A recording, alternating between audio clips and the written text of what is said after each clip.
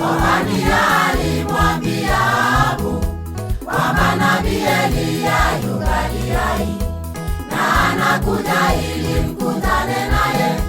Ahabu akatoka akamlaki, wakafanya makubaliano kwamba wakutane mlimani Karmeli. Vita si vyetu, ni vyake Bwana, atakupigania usiogope. Hata adui wakiinuka kinyume nawe, Mungu atakuokoa. Vita si vyetu, ni vyake Bwana, atakupigania usiogope.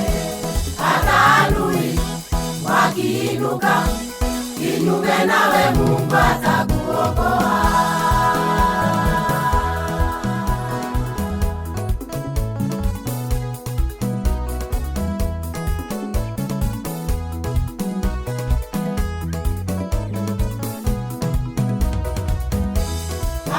Akatuma wajumbe wake watu wakutane hapo Karmeli.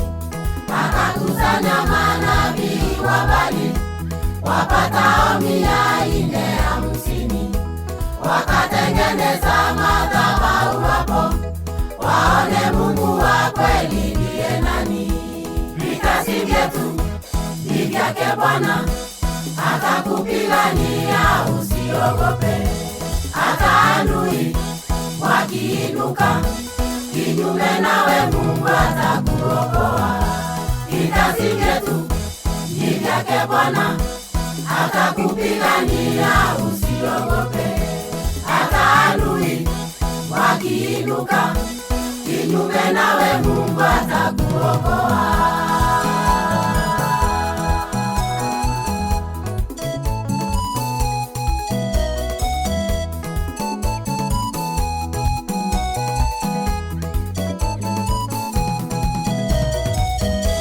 Manabii wa Baali wakatangulia, wakaweka sadaka madhabahuni, wakamwita Baali tangu asubuhi, na hadi alasiri hakuwajibu. Kisha Eliya akaweka sadaka, na ikatiwa maji mapipa mengi. Vita si vyetu, ni vyake Bwana, atakupigania usiogope. Hata adui wakiinuka kinyume nawe, Mungu atakuokoa. Vita si vyetu, ni vyake Bwana, atakupigania usiogope. Hata adui wakiinuka kinyume nawe, Mungu atakuokoa.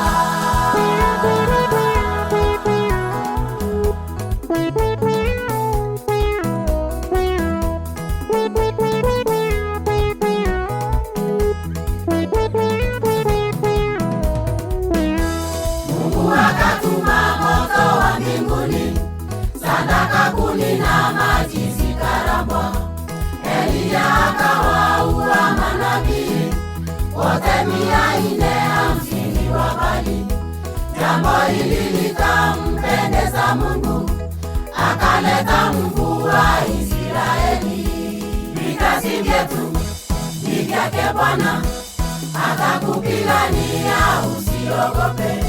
Hata adui wakiinuka kinyume nawe, Mungu atakuokoa.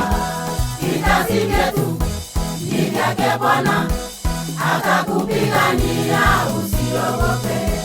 Hata adui wakiinuka kinyume nawe, Mungu atakuokoa.